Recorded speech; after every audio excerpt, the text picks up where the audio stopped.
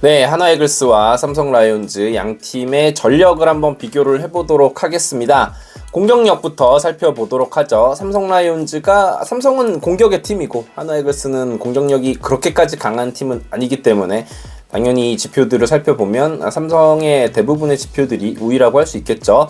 WRC 플러스는 108.3 2위고요. 1위는 참고로 지금 한국 시리즈에 직행해 있는 LG 트윈스입니다. 하나이글스도 5위예요. 그러니까 SSG가 이 지표에서 시즌 9위였거든요. 그런 걸 감안하면 삼성 입장에서도 하나이글스가 SSG 정도로 공격력이 약한 팀은 아니다. 거기까지는 아니다. 하지만 하나이글스도 상대적으로는 삼성에 비해서는 공격력이 조금 떨어진다라고 볼 수는 있겠죠. OPS도 삼성이 전체 1위, 하나이글스가 5위에 올라 있습니다. 팀 타율은 삼성이 2위고요. 하나이글스 같은 경우에는 4위에 올라 있는데 이 두 팀은 정말 재밌는 게 뭐냐면은 각 팀의 홈에서, 그러니까 하나이글스는 대전에서, 삼성 라이온즈는 라이온스파크 대구에서 극강의 공격력을 보여줬다라는 부분이에요. 반면에 원정으로 가면 그 공격 지표가 조금은 떨어지는, 홈원정 차이가 조금 나는 팀들이라고 볼 수 있겠습니다. 홈런의 팀인 라이온스가 당연히 1위고요. 하나이글스도 6위에 올라 있습니다. 삼진 퍼센테이지, 두 팀 다 삼진을 그렇게 많이 당하는 팀은 아닌데 삼성 라이온즈 같은 경우에는 19.2개로 5위고요. 한화는 18.7개 4위에 올라 있습니다. 하나이글스가 삼진을 좀 덜 당하는 팀이다라고 볼 수 있겠죠. 한화는 한 3, 4년 전만 해도 리그에서 삼진이 가장 많은 팀이었어요. 근데 이런 부분이 잘 개선이 된 팀이에요. 볼넷 퍼센테이지, 삼성 라이온즈는 LG 트윈스에 이어서 볼넷을 가장 많이 얻어내는 팀 2위에 올라 있습니다. 하나이글스 공격의 가장 큰 약점은 볼넷을 많이 얻어내는 타자가 적다는 거예요. 7.9개로 가장 낮은 지표를 기록을 했습니다. 9월 이후의 지표를 살펴보면 조금 양상이 달라집니다. 삼성 라이온즈는 9월 이후에도 극강의 공격력을 과시를 했습니다. OPS가 전체 1위였고 9월 이후에 OPS 2위 팀이 바로 하나이글스예요. 9월 성적 자체가 하나이글스가 좋았고요. 공격 지표도 상당했습니다. 이 중심에는 역시나 노시환 선수가 있었고요. 삼성에는 디아즈, 구자욱 이런 선수들 9월에 다 좋았습니다. 팀 타율은 한화가 1위입니다. 그러니까 약간 하나이글스의 9월 이후 지표는 시즌 초반의 롯데자이언츠의 공격이랑 비슷합니다. 홈런이 그렇게 많이 나오는 팀은 아니었는데 오히려 소총부대 느낌의 공격을 보여줬죠. 하지만 또 노시환 선수가 깨어났었기 때문에 홈런에서도 그렇게까지 떨어지는 팀은 아니었고요. 삼성 라이온즈 타율은 4위에 올라 있고요. 팀 홈런은 9월 이후에 삼성 라이온즈가 2위, 하나가 6위인데 홈런 1위 팀이 SSG였어요. 그런 걸 생각하면은 준 플레이오프에서 SSG가 물론 고명준 선수 한 명에게 조금 몰빵되어 있는 부분이 있었지만 홈런은 많이 쳤었거든요. 그러니까 9월 이후 지표가 아주 무의미한 지표는 사실은 아닌 것 같습니다. 그래서 이런 측면에서 봤을 때는 하나이글스는 삼성에 비해서 타율은 조금 좋았다. 9월에 그렇게 볼 수 있겠죠. 시즌 투수력으로 가보면은 또 이제 극단의 현상이 나타나죠. 하나이글스가 최상위권에 다 위치해 있고 삼성 라이온즈는 또 중위권에 자리에 있습니다. ERA 삼성 라이온즈가 5위였고요. 하나이글스가 전체 1위를 기록했습니다. 하나는 투수력으로 여기까지 올라온 팀이다라고 볼 수 있겠습니다. 선발 ERA 역시나 하나가 자랑하는 건 선발 투수, 특히나 5선발 엄상백 없이 1, 2, 3, 4선발로만 따지면은 이 지표가 더 좋아지겠죠. 전체 1위가 하나이글스고 선발 ERA 4위에 올라있는 팀이 또 삼성 라이온즈입니다. 삼성도 근데 마찬가지죠.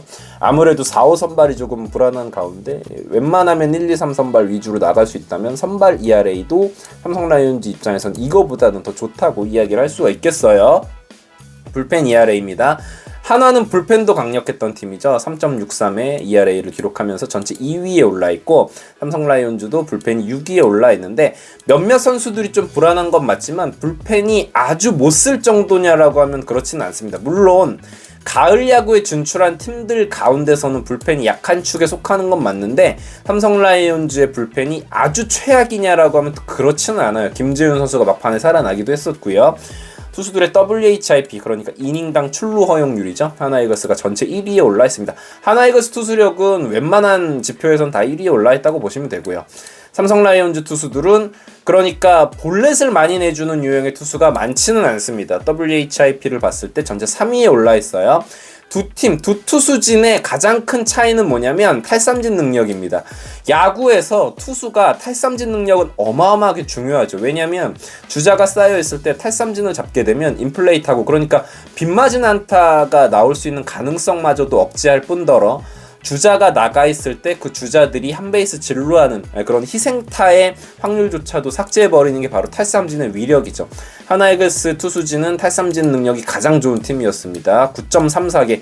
이거는 2위랑 압도적인 1위인데, 이 지표에 가장 큰 공을 세운 선수들은 바로 폰세 와이스죠. 200탈삼진을 넘겼고, 문동주 선수도 강속구를 앞세워서 이닝당 탈삼진 개수가 굉장히 높은 선수고, 불펜 쪽으로 가도 김서현 같은, 정우주 같은 선수들이 탈삼진을 굉장히 잘 잡는 투수들이고, 반면에 삼성 투수진은 보시면은 9이닝당 탈삼진 개수가 많지는 않아요. 그러니까 9위라든지 그런 부분으로 윽박 지르는, 심지어 이제 후라도 원태인조차도 9이닝당 탈삼진이 그렇게 높은 선수도 아니었죠. 물론 그 투수들은 다른 부분으로 기여하는 바가 크지만 9이닝당 볼넷 개수는 두 팀이 비슷합니다. 그러니까 삼성 투수들이 전반적으로 보면 제구력이 불안한 투수가 많지는 않다. 뭐 어느 팀이나 불펜 쪽으로 가면 제구력이 불안한 투수는 있게 마련인데, 삼성도 이 부분에 있어서는 상당히 좋은 지표를 보여줬습니다. 9월 지표로 가면 하나이글스 ERA가 2위였고요. 삼성이 투수진도 좋아졌습니다. 3위. 네, ERA 1위 팀이 SS였거든요. 그런 걸 생각하면은 뭐 사실 플레이오프, 준 플레이오프 시리즈 자체도 투수전 양상이 많았잖아요. 이 시리즈도 좀 그렇게 전개될 가능성 제법 있다고 저는 생각을 해요. WHIP도 하나가 여전히 1위였고 삼성은 4위. 나쁘지 않죠. 9월 지표를 살펴봐도 탈삼진 능력은 하나가 압도적인 1위였고요. 삼성 라이온즈는 이 지표는 그렇게 좋지 않았습니다. 9월 지표 살펴보면 9이닝당 볼넷 개수에서 하나이글스는 2위, 그러니까 여전히 제구력도 좋은 팀이었고, 삼성 라이온즈는 제구력이 조금 흔들리면서 9이닝당 볼넷 개수가 8위에 랭크되어 있는 모습을 볼 수 있겠습니다. 선발 매치업을 한번 예상을 해보면 1차전, 2차전, 3차전 하나이글스는 확정이에요. 폰세, 와이스 여기까지 확정입니다. 과연 3차전에 라팍에서 강했던 문동주가 나올지, 전반적으로 안정감 있는 류현진이 나오게 될지는 그때 가서 봐야 될 것 같고요. 삼성은 가라비토가 1차전 나올 확률이 좀 높아 보입니다. 그런데 2차전에 최원태 가능성도 있어 보이죠. 왜냐면 최원태가 준 플레이오프 1차전에서 워낙 좋은 모습을 보여줬기 때문에 말이죠. 그리고 2차전 원태인, 3차전 후라도, 이렇게 되면은 4일 휴식 턴으로 원태인 후라도가 나오게 되거든요. 체력적인 부담은 있을 수 있지만 워낙 원태인 후라도 이 선수들이 준 플레이오프에서 보여줬던 퍼포먼스가 대단했기 때문에 하나이글스 입장에서는 당연히 부담이 될 수밖에 없겠고요.